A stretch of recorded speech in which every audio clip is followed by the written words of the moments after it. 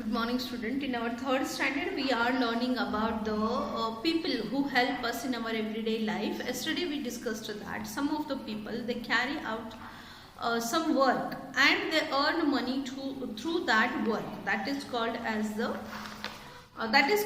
their occupation. For example, a farmer grows different crops. So he keeps some crop with him and remaining crop he used to sell in the market. जैसे अभी कोई farmer है तो farmer लोग क्या करते हैं, अपने खेत में बहुत सारे क्या वेजिटेबल्स लगाते हैं, क्रॉप्स लगाते हैं, जैसे राइस है, व्हीट है, जवार है, सोयाबीन है, तुअर है, मूंग है, उड़द है। ये सब कहाँ से हमें मिलता है? मार्केट से मिलता है। लेकिन मार्केट में कहाँ से आता है? मार्केट में आता है वो फार्म से। तो ये जो फार्मर्स होते हैं, फार्मर्स क्या करते हैं, पहले अपने खेत में बीज डालते हैं। बीज से फिर जब अनाज आता है तो बहुत सारा अनाज आता है, तो उनकी ज़रूरत उतनी ज़्यादा नहीं रहती, उनको और भी चीज़ों की ज़रूरत होती है। इसीलिए फार्मर्स क्या करते हैं, अपने पास जो अनाज है उसको मार्केट में सेल कर देते हैं और उससे फिर उन्हें मनी मिलता है। मतलब मार्केट में फूड ग्रेन आ गया और उनको मनी मिल गई, तो ये दोनों का भी उसमें क्या हो गया, प्रॉफिट हो गया। So such type of services they are called as occupations. Okay. Now let's see which are the different types of occupations. Different people work to fulfill our various needs. Their work fulfills some of our needs as well as their own needs. Such work is called an occupation. ऐसा work जिसमें हम दोनों की भी उस person की भी जो हमें चीज़ें बेच रहा उसकी भी नीड फुलफिल होती है और हमारी भी नीड फुलफिल होती है, तो ऐसे इसको कहा जाता है occupations. ऐसी सर्विस को कहा जाता है occupation. Such work is called an occupation. Types of occupation. There are various types of occupations. They can be divided into 4 main classes as follows. कितने टाइप के हैं? 4 टाइप के ऑक्यूपेशन हैं. कौन से हैं? First one is the nature based occupation. For example agriculture, fishing etcetera. कुछ occupation ऐसे होते हैं जिसमें हमें किसी मतलब क्या रॉ मटेरियल की वगैरह ज़रूरत नहीं होती है, वो नेचर से रिलेटेड होते हैं. जैसे अभी फिशिंग है, तो फिशिंग के लिए हमें कोई फैक्ट्री की ज़रूरत नहीं होती है, मशीन की ज़रूरत नहीं होती है, सिर्फ एक नेट चाहिए होता है. वो नेट डालने के बाद रिवर में ऑलरेडी फिशेस होते हैं, लोग क्या करते हैं, रिवर में नेट डालते हैं, तो नेट में वो फिश सारे फंस जाते हैं और फिर उसके बाद वो जो फिश होते हैं वो उस नेट में आ जाते हैं, तो फिशरमैन उसको बाहर निकालते हैं और उसको सेल करते हैं. तो इस तरह से एग्रीकल्चर है. एग्रीकल्चर मतलब क्रॉप्स ग्रो करना, फिशिंग करना, फिर उसके बाद ऑर्चर्ड्स लगाना, ये सब क्या है, they are related to agriculture. जैसे गाय भैंस रखना और फिर उसके बाद शिप रखना. शिप से हमें क्या मिलता है? वुल्फ मिलता है. काउ एंड बफलो से हमें मिल्क मिलता है. So these all are the nature based occupations. Second one is the manufacturing. Manufacture means to make automobiles, making pots, making cloth etcetera. Second type का जो ऑक्यूपेशन है वो है मैन्युफैक्चरिंग. मैन्युफैक्चर करना मतलब जैसे अभी देखो, किसी के खेत में बहुत सारे मैंगो के प्लांट्स हैं, तो बहुत ज़्यादा उनके पास मैंगोज़ है, तो हो सकता है मैंगोज़ तो अभी डायरेक्ट हम सेल कर देते हैं. सपोज़ किसी के घर में बहुत सारे ये है लेमन प्लांट्स है, लेमन के बहुत सारे प्लांट्स हैं, तो उसमें एक साथ बहुत सारे लेमन्स आ जाते हैं. तो इस सिचुएशन में वो सारे लेमन्स एक साथ सेल करने के बजाय वो लेमन का पिकल बनाकर भी सेल कर सकते हैं.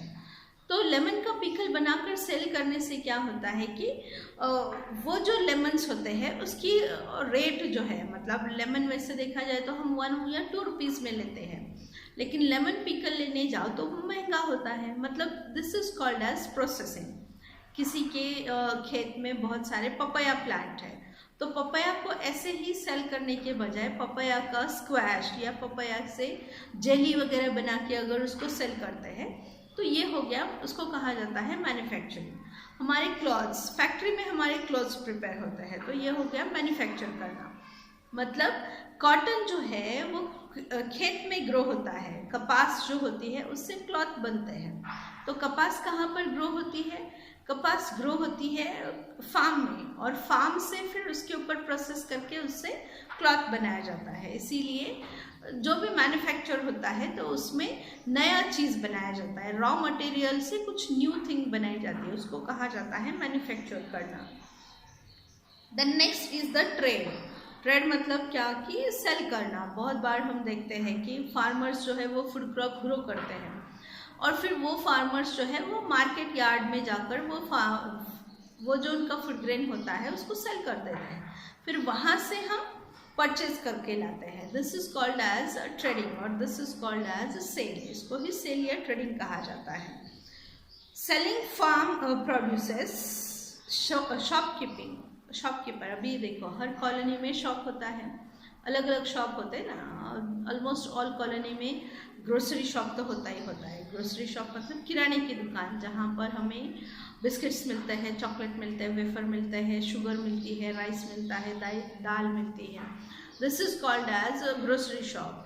किसी के आजू बाजू में स्टेशनरी शॉप भी होता है जहाँ पर पेन, पेंसिल, बुक, इरेजर ऐसी चीज़ें मिलती हैं। किसी के आजू बाजू में किसी कॉलोनी में क्लॉथ शॉप भी होता है। आजकल बहुत सारे घरों में भी विमेन क्या करती है, घर में भी क्लॉथ्स या फिर साड़ीज़ वगैरह लाते हैं और उसको सेल करते रहते हैं। So in this way we see that different people they carry out the different tasks. So first is related with the nature based occupations. Second one is the manufacturing, जो raw material खेत में या farm में prepare होता है उसके ऊपर process करके सेल करना, that is called as manufacturing. Then trade मतलब वो लोग ना प्रोसेसिंग करते हैं ना फार्म में वर्क करते हैं, जो चीज़ें ऑलरेडी फैक्ट्री में बनी हुई होती है एक शॉप लेते हैं और उस शॉप में उसको सेल करते रहते हैं। Then next is the providing services. ये आता है प्रोवाइडिंग सर्विसेज। फोर्थ टाइप जो होता है वो होता है प्रोवाइडिंग सर्विसेज।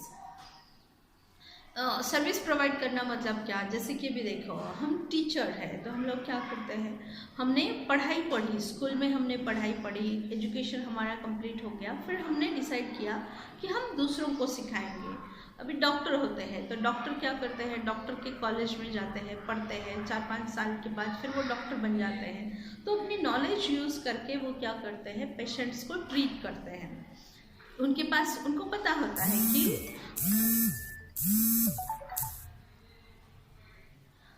पता होता है कि इसके लिए मतलब कोई पेशेंट को बुखार है तो उसके लिए कौन सा मेडिसिन देना चाहिए, कोई पेशेंट है उसको कफ हो गया है, स्नीजिंग हो गई है तो उसके लिए कौन सा मेडिसिन देना चाहिए। इस तरह से डॉक्टर जो है वो पढ़ लिख कर अपना नॉलेज दूसरों की सर्विस के लिए यूज़ करते हैं। टीचर है, डॉक्टर है, पुलिस है या फिर और भी लोग होते हैं, लॉयर है या और भी बिजनेसमैन वगैरह जो होते हैं, ऑफिस में वर्क करने वाले लोग जो होते हैं वो क्या करते हैं, दे प्रोवाइड अस सर्विस।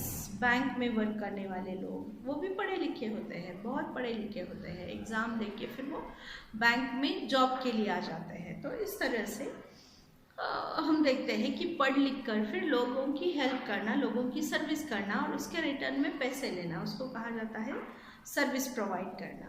डॉक्टरी है, डॉक्टर्स हैं, इंजीनियर्स है, लेक्चरर्स है, टीचर्स हैं, लॉयर्स है, ये सभी कौन, जज है, ये सभी कौन है, they are the service providers.